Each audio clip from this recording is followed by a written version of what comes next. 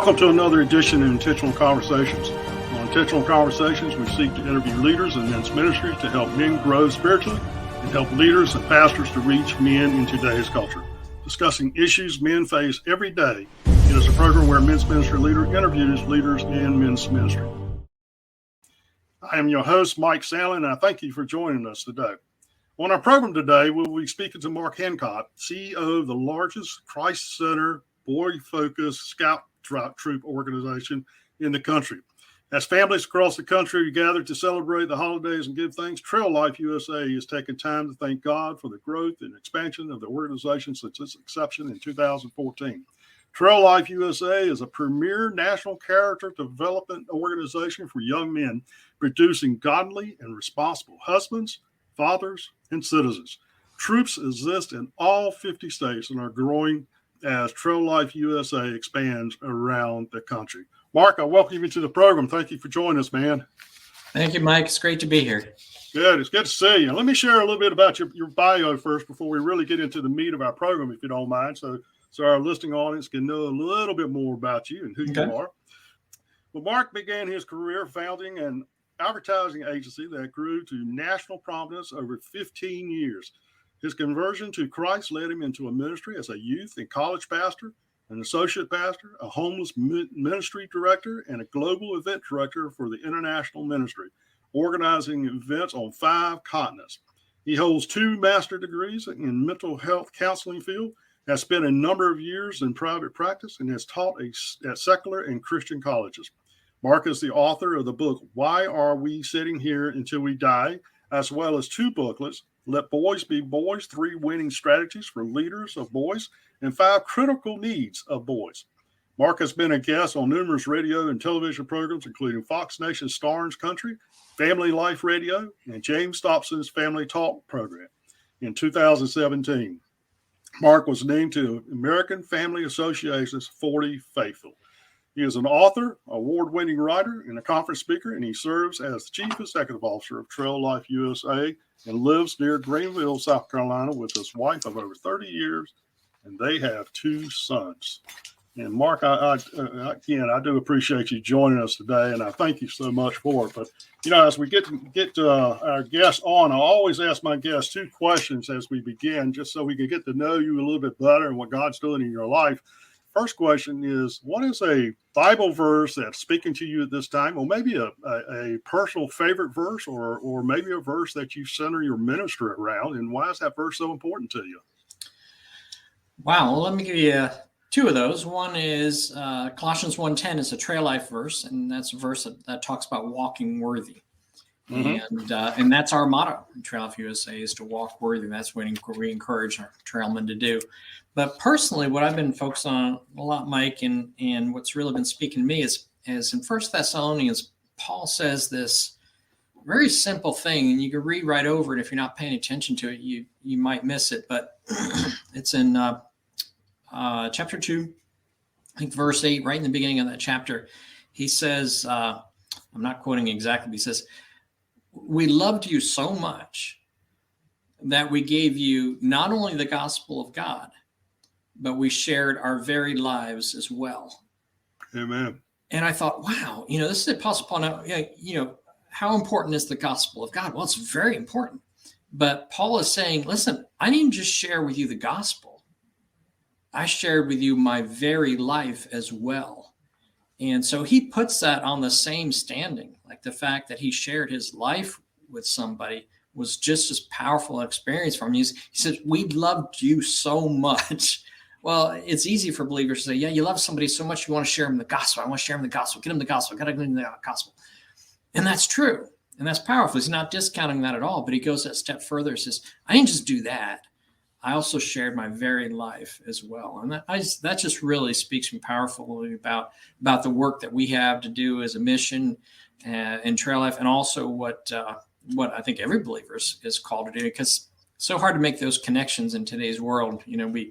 We're connected with far too many people, connected with a lot more people than we're designed to connect with through social media and everything. We have hundreds or thousands of friends.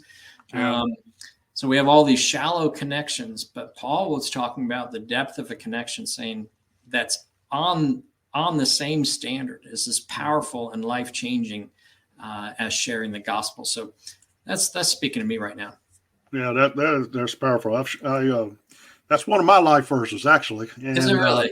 It is, and I share that quite often, talking about how important it is for us to pour our lives into other people. And in fact, it's kind of funny. I was reading in Ezekiel chapter 3 this morning as part of my quiet time, and it was talking about how God was telling, and I'm paraphrasing here, but telling Ezekiel how he was going to make him hard-headed towards those that are hard-headed against the gospel. He was going to make Ezekiel hard-headed to share the gospel, basically, with them. Of course, it wasn't the gospel, but it was the word of God. And but at any rate, I think that's pretty interesting sometimes about that. So thanks for sharing that. That blesses my heart. Mark, when did you come to Christ? And can you kind of give us a Raider Digest version, so to speak, of those events and how that all came about? How did you get into ministry? Yeah, I appreciate that. You read in my bio that I started right out of college. I opened an advertising agency, 22 years old, and saw tremendous success early on as being just a kid. When I look back now and I say, man, I was doing that at 22. I'm 61 now, so that was a while back. So I had achieved, success kind of early on, but it's the typical thing that you hear in somebody's testimony. Suddenly you run into something that you can't fix yourself. And up to that point, I had been pretty successful at being able to just do stuff. And so my best friend in high school, he joined the Marines, and I went into college. I went to college. I was headed to Philadelphia on business, and I looked him up. And I thought, man, we're going to party like we did in high school. I'm going to stay with him in Philadelphia. I had a few business appointments. I thought I'm just going to hang out with him, and it'll be like high school all over again. Yeah. What I didn't know is that when he joined the Marines, he was stationed in Okinawa and had a kidney disease, went into the hospital, and they were about to cut him open. And a gentleman walked into his room that he had never seen before and prayed for him. And they ran the tests again and let him go home. Oh, my gracious. And so needless to say, that was a pretty powerful experience in his life. So that's absolutely what I ran into is a buzzsaw of the gospel in Philadelphia. And he unloaded everything he had on me. I didn't know this while I was out. He told me years, or I don't know how long later he told me that when I was out in my business appointments during the day, he had his Bible prayer group over, and they were laying hands on my luggage and all my stuff. And so on my way home from Philadelphia, somewhere over Atlanta, 30,000 feet in the air, I thought, I'm gonna do this thing. Landed. I was staying I had a 3-story condo on the beach in Ponce Inlet, Florida, living there by myself, and I gave my life to the Lord that night, all by myself in that condo, and never looked back. Amen. Well, that's super. That's great too. I always love to hear how God captures men's hearts, because every one of our stories are a little different in some way, but yet similar in other ways. Yeah. And it's just amazing. You were talking about your friend kind of praying for you. I had a similar situation, and I was also alone myself when I finally made that decision. And it's just amazing how God just works through men's lives in so many ways. That's Yeah. Well, Mark, let's talk about trail life. Sure. Tell me, how did you come up? I guess it was you that came up with this idea of this Trail Life USA. I'm going to call it a ministry because that's exactly what I see it as. Mm-hmm. But how did you come up with this idea? Well, it wasn't mine. And I'm proud to say that we don't point to a single founder in Trail Life USA. Good. Okay. When the Boy Scouts started to leave their focus and abandon some of their principles that they had held for over 100 years. Right. There's really about 300 volunteers across the country who are connected through different platforms, Facebook and LinkedIn, and they started talking about the idea of creating an alternative. And then in June of 2013, 50 of us gathered in Louisville, Kentucky in a closed meeting and pounded. It was a day-and-a-half meeting. We pounded out what an organization like this would look like. And there are 4 different factions that were forming their own Christ-centered organizations as an alternative to the Boy Scouts. And we walked out of that room under one name. Everybody kind of laid down what it is that they had and said, okay, if we don't do this together, it's not going to be successful. And so walked away from that. There were, I think, 9 of us who out of that 50 were left to pound out some of the details, including scheduling an inaugural convention. And 68 days later, 1,200 people gathered in Nashville, Tennessee, 1,100 men and 100 women in Nashville, Tennessee. And that's where we rolled out the concept of Trail Life USA, the handbook, the uniforms, not the final uniform, but all the foundational things of how the organization would be structured. Governor Mike Huckabee was our keynoter. Michael Ferris, who was with Homeschool Legal Defense Association, now he's with Alliance Defending Freedom, Chancellor of Patrick Henry College. So it was an amazing weekend where we rolled out all these things. These 1,100 men who'd come from 44 different states and found out during that 68-day period, it showed up there. And then about 3 months later, we launched on January 1st, 2014. And of course, we've grown. I stepped off that steering committee, eventually became the board of directors. And then I stepped off of the board of directors to be the COO. And then about 3 months later, the board came to me and said, we'd really like you to take the role of CEO. And that's been my journey, but it's really the volunteers across the country who brought so much. I was not involved in scouting growing up. My boys were in scouting, so I was a homeschool dad. So I attended every meeting, because homeschool dad, you don't drop your kids anywhere, you go. And so I was involved, but I pretty much sat in the back. I didn't even join then. I wasn't a leader in that troop. Mike, you find this interesting. I was asked in our Boy Scout troop, I was asked, would you be interested in being leadership in the troop? I said, no, I don't want to be leadership in a boys organization. Of course, God kind of chuckled at that one, but so here we are. Our troop under the leadership of our leadership. It wasn't me, but our leadership in that troop became a Trail Life troop, and as did so many other Boy Scout troops. In the beginning, about 50% of our troops were formerly Boy Scout troops. Right. Now, the chartered, we have a lot of churches that never had a Boy Scout troop. We're not interested in it, but they see Trail Life and they say, yeah, that we can do. And it really is our Christ-centered, boy-focused approach, which are both, lanes that the Boy Scouts don't run in. Yeah. And like you said, you consider a ministry. We absolutely consider it a ministry. I say all the time, we're not an organization. We're not an outdoor organization that's having a Christian experience. We are at our core a Christ-centered ministry that uses the outdoors to grow and mature the next generation of godly men. So we're a ministry at our core. Yeah, explain that a little bit as far as you talk about Christ-centered, and people hear that terminology a lot of times on various things. And explain to me how you make it Christ-centered. What makes Trail Life different from that perspective than other organizations that might be similar to yours? Yeah, well, that's a great question. I would say that the way that we vet our charter partners, we only vet organizations that our charter partners, which are 99.9% of the time are churches.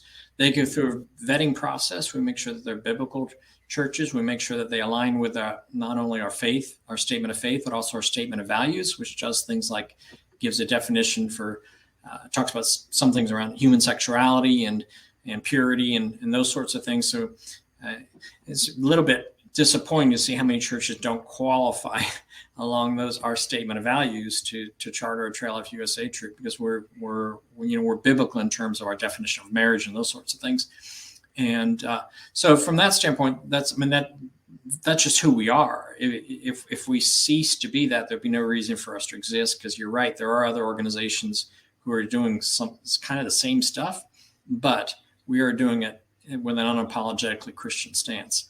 So you'll find that weave throughout the whole program. The example that we use is carrot cake. When you get a piece of carrot cake, you don't find these big chunks of carrot in there, but there's carrot in every bite. Right. And that's how Christ is infused in our program. It's not overtly religious and churchy, although you cannot miss the essence and the presence of Christ in everything that it is that we do.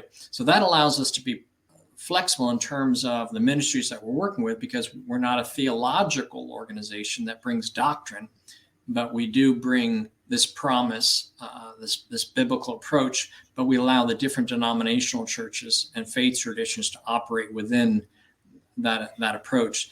So we're not talking about things like, how you baptize. You're going to determine that on your own church level. That church is going to communicate those things. But we do talk about Jesus as being the only way to get to God. So those sorts of things we're confident with. Those typical expressions of core Christianity, what it means to be a believer. We don't waver on those things, but we allow our troops to carry out the mission of their local church in the way that they present the program. And then the boy focus piece is big too. As you know, the Boy Scouts kind of abandoned their focus on boys. They deliver the same program to boys and girls, and we just don't think. We think boys and girls are different. So we major in boys. We understand boys. We know what it is that they need, and we've designed a program that's designed to help boys be successful. And it's a different type of program than we would deliver if we were going to be delivering to boys and girls together. Yeah, a couple of statements you made there, it's kind of interesting. It's kind of interesting. You're talking about vetting the churches themselves instead of vice versa. The church is vetting you. Yeah. But which they probably do to some degree. But basically, you're telling me that a church just cannot call up and say, "Hey, we want to charter a troop in our church," and they go for it. They've got to go through an approval process, a vetting process, to make sure they align with your values and your belief system. And that's super. And the other thing, that's kind of a surprise to me, but we would grow a lot faster if we just opened up to all churches. Right, but we have a conversation with the senior pastor of that ministry, and he's signing off on the charter. And not only that, we have a position in the troop. It's a required position. It's called a troop ministry liaison, and that person's sole job is to make sure that the troop is connected to the church and the church is connected to the troop, because we believe that the church is still God's plan. Mm-hmm. And so we don't just meet in the basement of a church. We consider ourselves an outreach of that local ministry. And the churches that are using Trail Life properly are seeing growth because they're drawing in boys from the community. He may not ever attend your Wednesday night youth meeting or may not ever come to your Sunday school, but you got a boy who's inviting him to go camping or hiking or whitewater rafting or something like that. That unchurched boy joins the troop, and then that unchurched family joins the church. And so we consider ourselves a ministry, an outreach of that local church ministry, and that same person, the troop ministry liaison, actually votes. In fact, we just had an election last week where they vote for our board of directors. Our board of directors are put in place. There's one vote in every troop, and it rests with that person who has that connection with the church. Mm-hmm. And so that church is speaking into the future of Trail Life and we have an event where they get to ask questions and interview and hear from the board members and evaluate them. So we're securing our Christ-centered focus into the future by keeping that local church actively engaged in the functions of the troop. We're just not meeting in their room in their building. We are a ministry of that local church. That's interesting in the fact that the process you're just saying there keeps the integrity of what Trail Life was all developed about intact, so to speak, that the local church has a say in what goes on in the overall ministry of Trail Life by giving them that vote to their directors. The other, I couldn't help but thinking that so often when an organization, of a scouting organization, sometimes when a church says we're not going to do it, those leaders of that organization, that troop, basically goes somewhere else and say, "Will you give us a place to meet?" And the church either says yay or nay or some organization. It's totally different with Trail Life. It is. If the church decides they don't want to do Trail Life anymore, the Trail Life just dissolves out of that church, and that's it. That's what happens. We don't transfer a troop from one church to another troop. We shut that troop down. Yeah. And now the leaders, they may go appeal to another church and say, "Hey, do you agree with this vision?" But it's a different troop because it's under different leadership, has a different, everything's different about it. So we're just not looking for a place to meet. We're looking to advance the kingdom of God in partnership with that local church to impact that community. That kind of gives a a spiritual authority over that ministry at that local church. I mean, yeah, Trail Life kind of tells you how you ought to operate your troop, but it's the local church that's really over that troop in ministry. It's owned by that local church. That's one of our core values states that is that the troop it's church owned. Yeah. So it is a ministry of that church. Super. That is great. I love the concept and the way that is the structure is set up. Well, let's talk about the vision.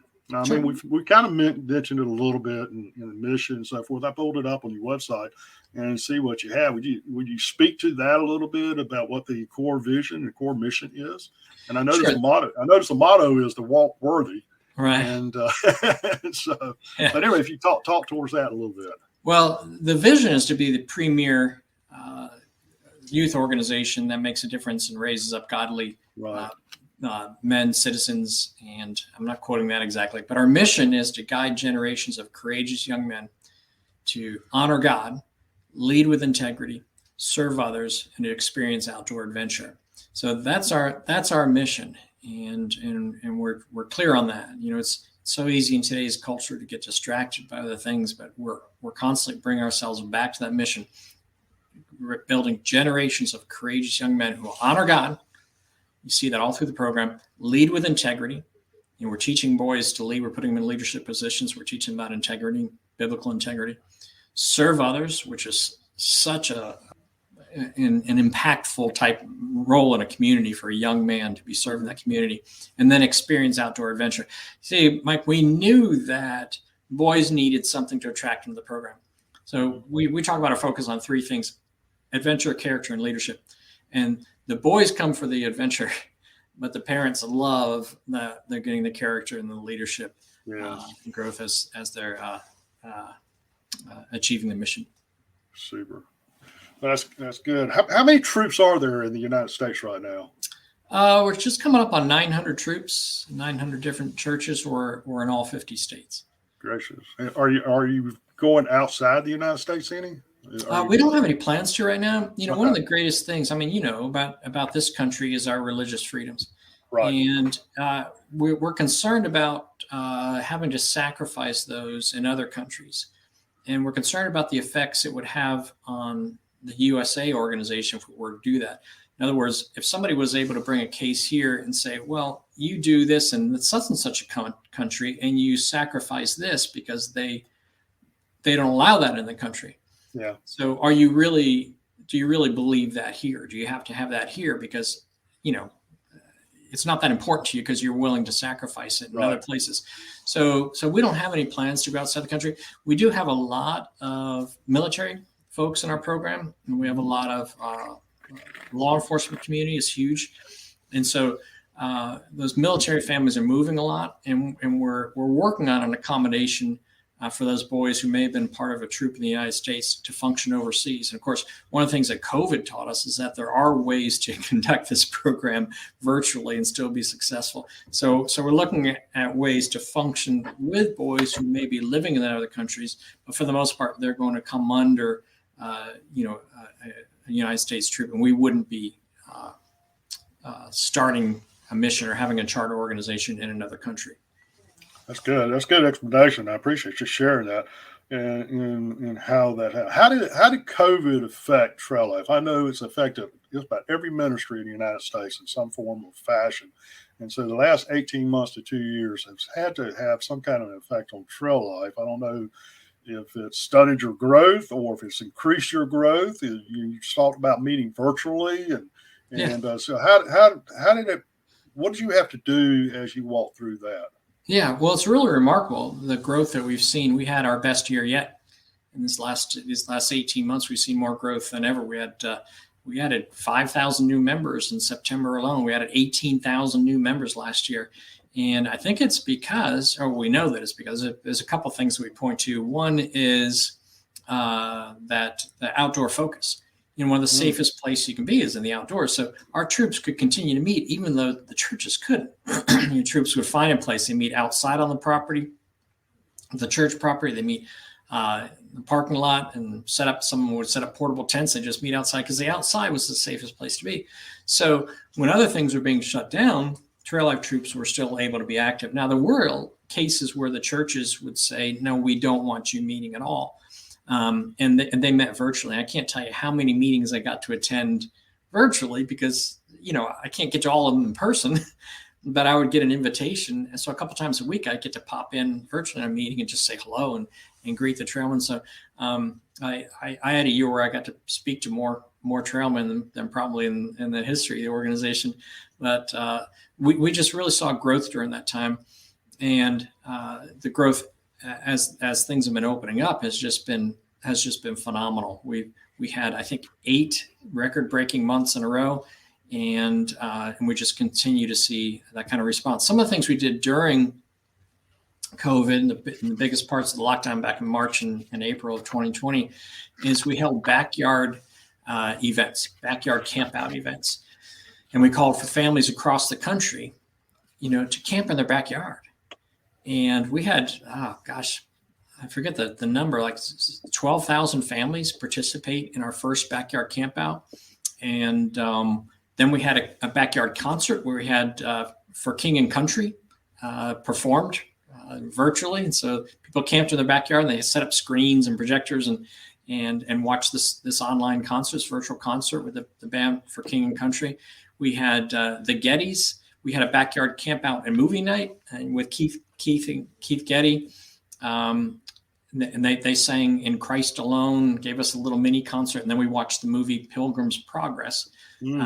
All of us watched that together. We had a backyard camp out and cookout where we had Will Graham come and speak to all of us, and Operation Christmas Child work with us, sponsoring us with that.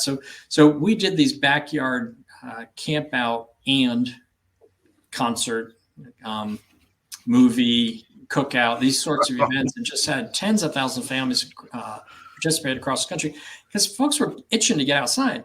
And these weren't just members; these were people who were not Trail Life members. Hey, I'm going to do that, and even some who they just set up a blanket fort in the living room or something. They were craving to do something that was exciting and different because they were tired of sitting around their homes.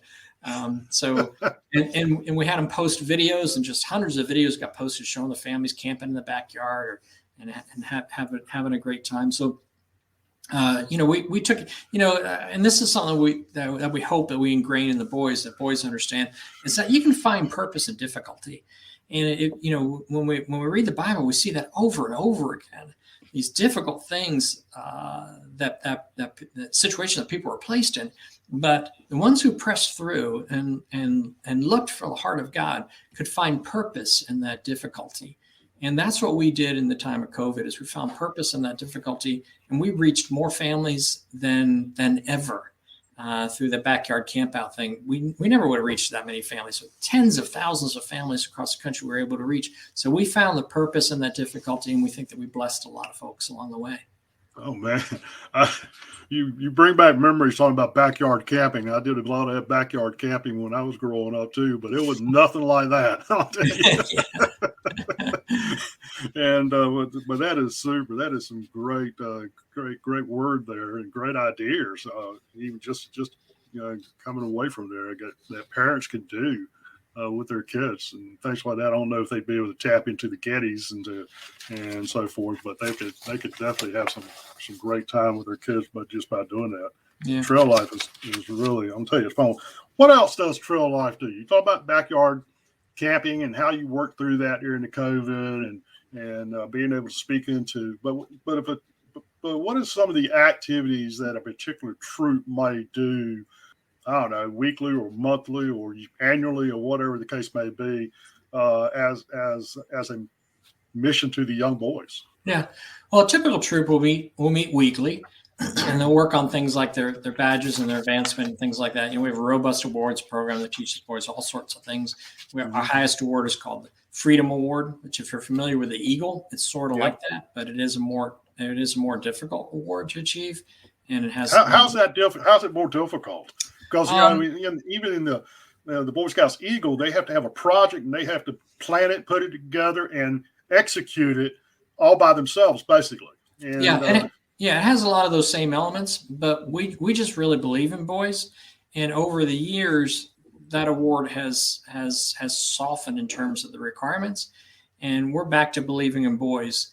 And then, of course, there's the faith element of it, which you won't find in the Eagle. So like, but we do allow transfer. Like, if you come in as an Eagle Scout, you can transfer it into a Freedom Award. My son did that. He was an Eagle Scout with the Boy Scouts, moved into trail life. Took him about a year and a half to build on the Eagle before he had the Freedom Award. But you typically, and he earned his Eagle, I think he was like 13. You won't see boys getting the Freedom Award until they're 17, 16, maybe 16, but most of the time it's 17. It's just a more robust award. So on a weekly basis, they're working on those sorts of things, those advancements. And maybe once a month, they're going out and they're doing an outdoor adventure, some kind of camping event or whitewater rafting or zip lining or caving or bouldering, whatever the canoeing, whatever it is that they have in their area to do. And then usually during the summer, they'll do what we call a summer adventure. And a summer adventure is when they take all those skills and they use them. So during that time, they're not working on badges, not working on advancement. They're not learning skills. They're out exercising those skills. And so they're having a blast with those. We see troops go to Alaska. We see troops hiking the AT. We see troops doing Boundary Waters expeditions. We see troops doing high adventure. See some amazing stuff. And, if you go to our website or Facebook or whatever, you see all kinds of things. We're always posting things that troops are up to. But boys have leadership experiences within the troop, which is huge. In our culture today, where do boys really get a chance to lead? Mm-hmm. And so they're leading a patrol of boys, or maybe they're leading the whole troop. And we lead them along there. When the boys get up into the high school age program, which is called Adventurers, the adults step back, and the boys are running that adventurer unit. They're making their decisions on where they're going to camp, how they're going to do the fundraising, who's going to bring what is it needed. They're doing all that planning. And so, but they're being prepared for that. We start at kindergarten with the Woodlands Trail up through 5th grade. Then 6th, 7th, and 8th grade is our navigators in the middle grade ages. And then in 9th grade, they begin the adventures.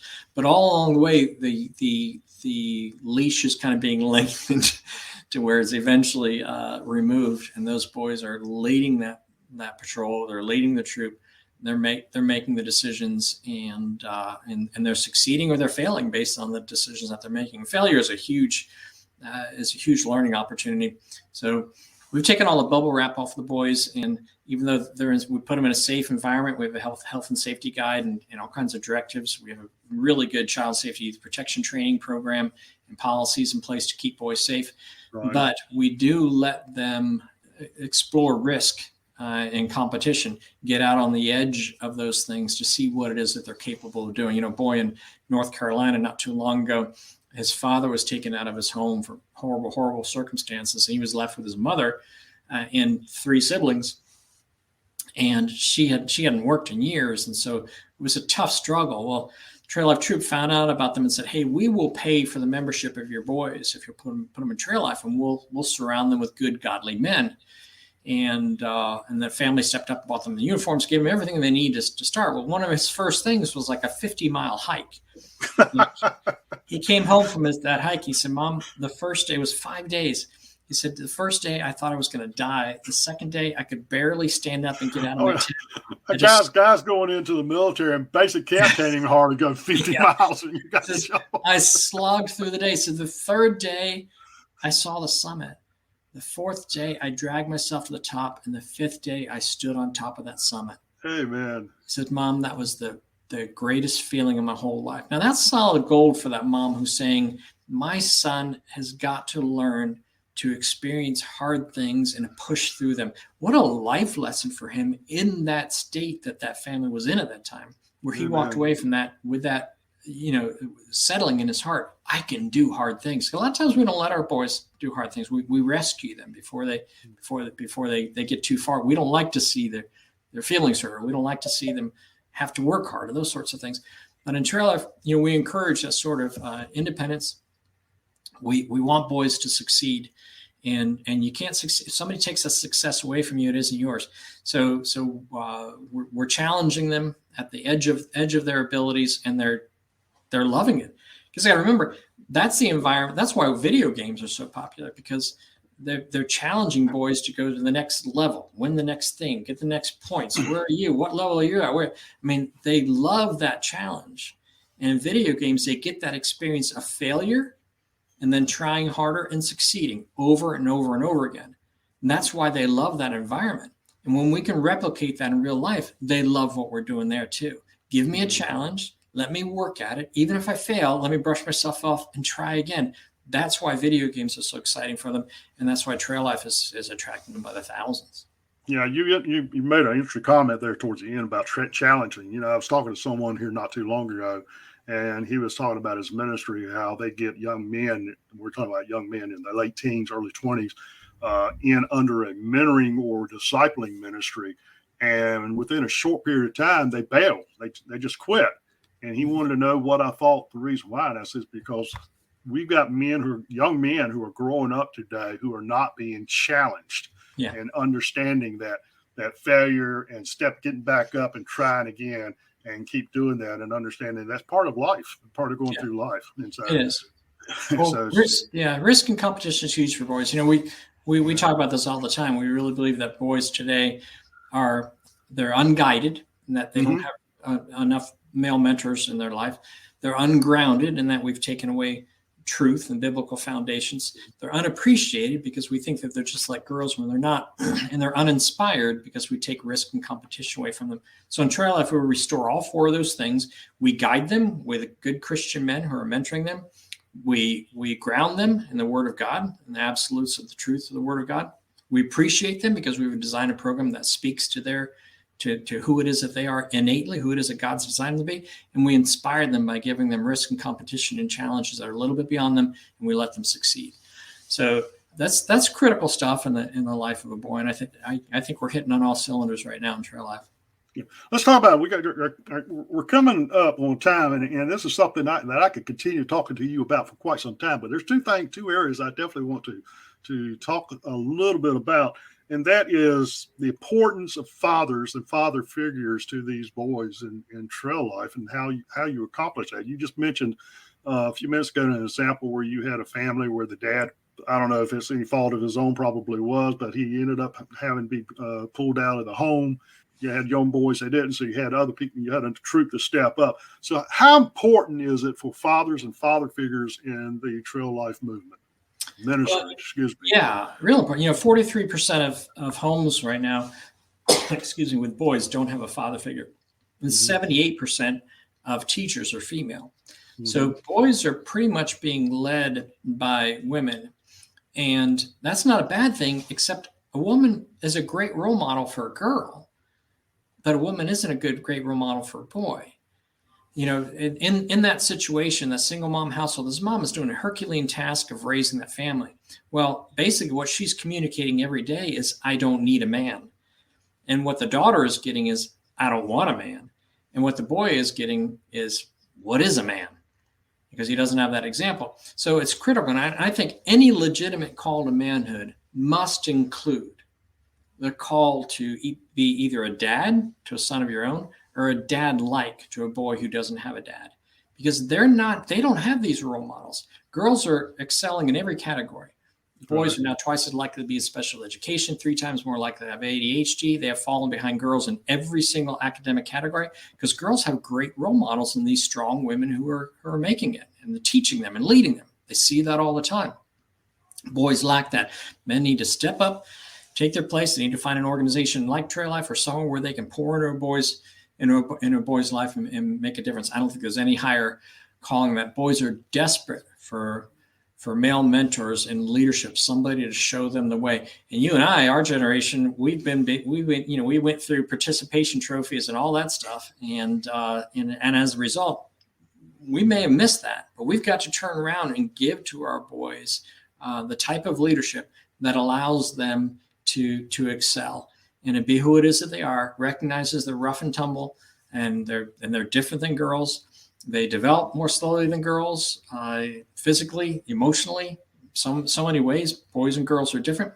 And we have to provide a map, a compass, a mentor, a guide, a flashlight, a mountain. We have to provide all these things for boys so that they can they can succeed. And typically that's going to come through the vessel of a man who's going to take that place in that boy's life. It's critical for boys to have someone that they can look up to.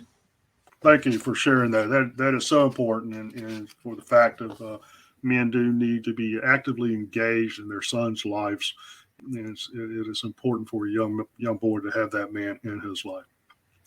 What advice would you give a boy who may be old enough to be considering the join trail life, or to the parents who has a young child that they're looking for some organizations like Trail Life? What advice would you give them as they consider to join Trail Life and move in that direction? Yeah, well, let me start with it. Let me start with that boy. There's a world of adventure that's waiting for you, and there are men who are willing to take you there. Mm-hmm. Now, let me speak to the father.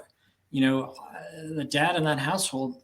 There's less and less ground that men and boys share together. And as they say, this is the first generation being raised by Google, because boys typically don't need their father to answer their questions anymore. But the outdoors is this great equalizer. So dad, if you're looking for a way to connect with your son, you get outdoors with that boy, you join a trail life troop, you get in this company, this band of brothers, these other men who are raising their sons together and helping raise each other's sons. And that's just a powerful thing for that father-son bond. If you go to traillifeusa.com/savingboys, there's some videos on there right now that show the changes, radical changes in relationships between fathers and sons by working in Trail Life. And in that single mom, Trail Life is your answer. I was in Virginia not too long ago. We had a campfire after one of the events, and a lady came up to me and she said, "I need to thank you for Trail Life." She said, "My husband died 10 years ago and left me with my 2-year-old son."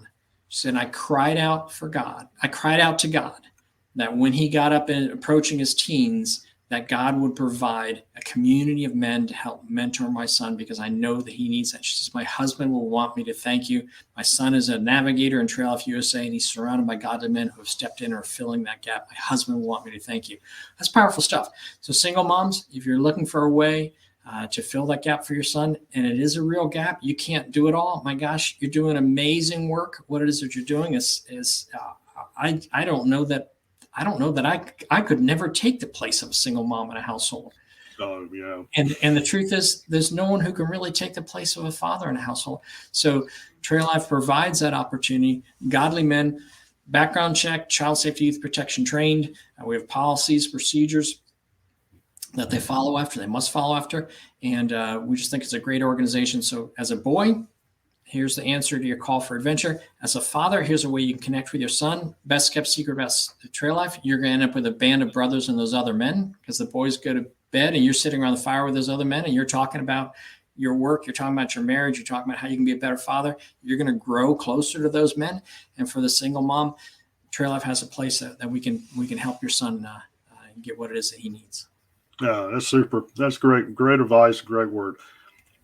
Mark, how could I find a troop if I'm interested in pursuing getting my child into Trail Life?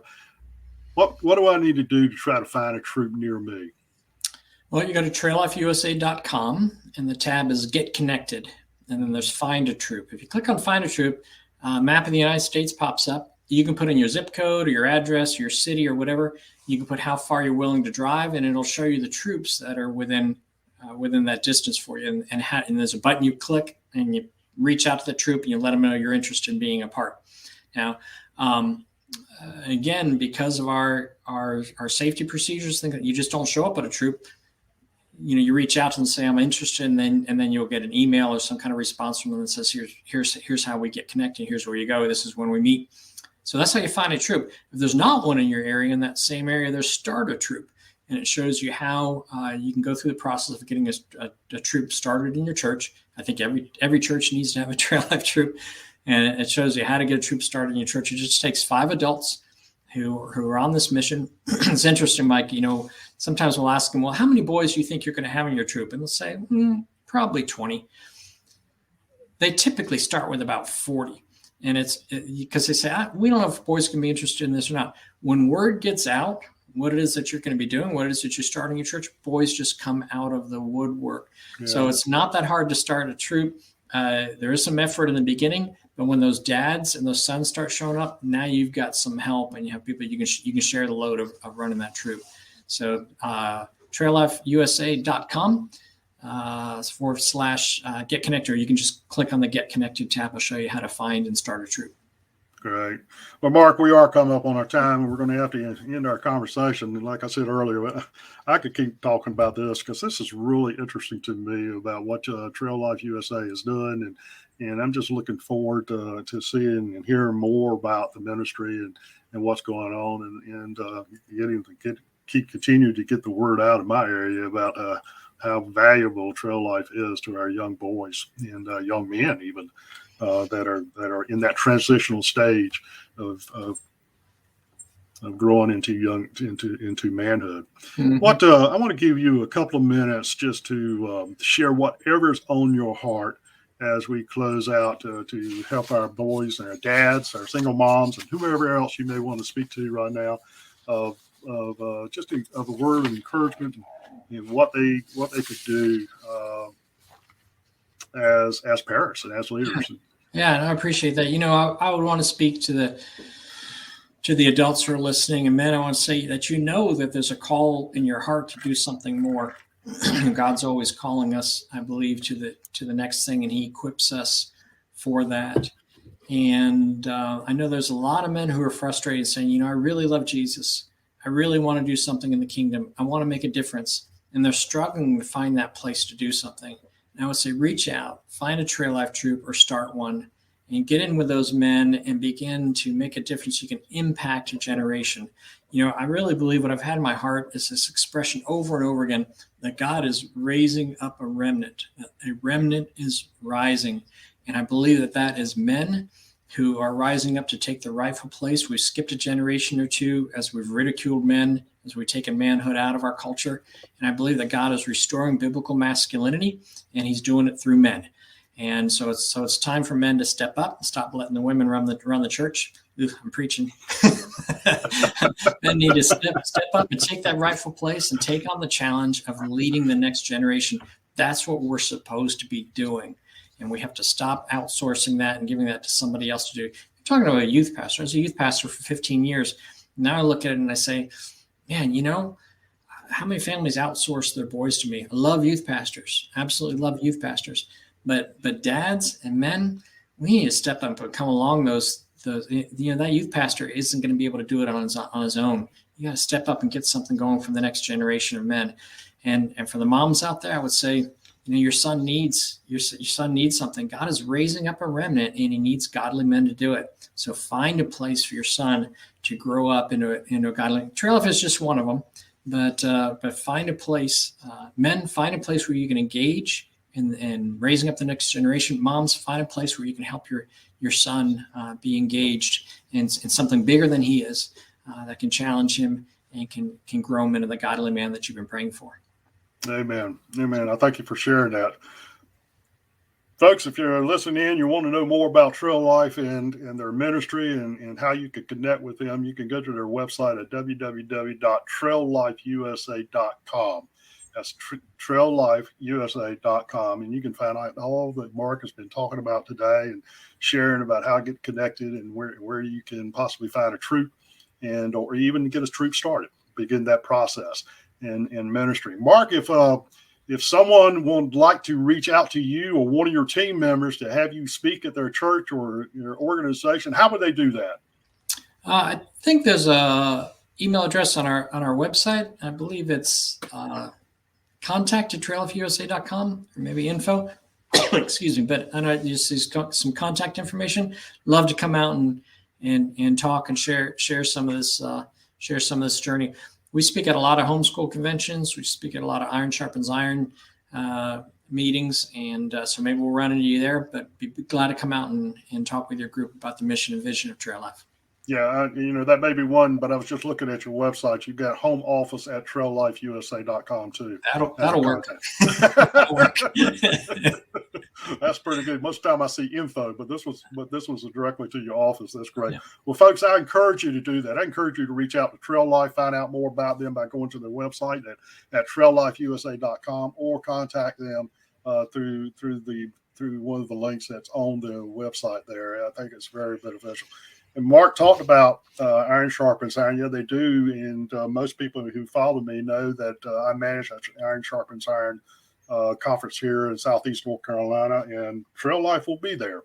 And I'm not sure who their speaker will be. They'll be with us leading a breakout session, but one of them will be there with and have an exhibit table. And I encourage you to come by and with the conference so you can get to meet them. I think it would be very beneficial. Mark, thank you for joining us today. Thank you, Mike. God bless you.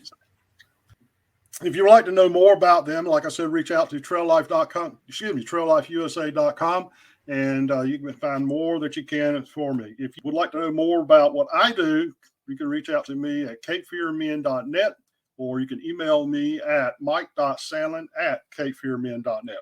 As I close the program, I'd like to encourage you to check out my new book, The Call, A Journey into Men's Ministry. You can pick it up on Amazon.com or Barnes & Noble. And once you read that book, I encourage you to leave a review about the book. It would be greatly appreciated. Intentional Conversations is a ministry of Cape Fear Men.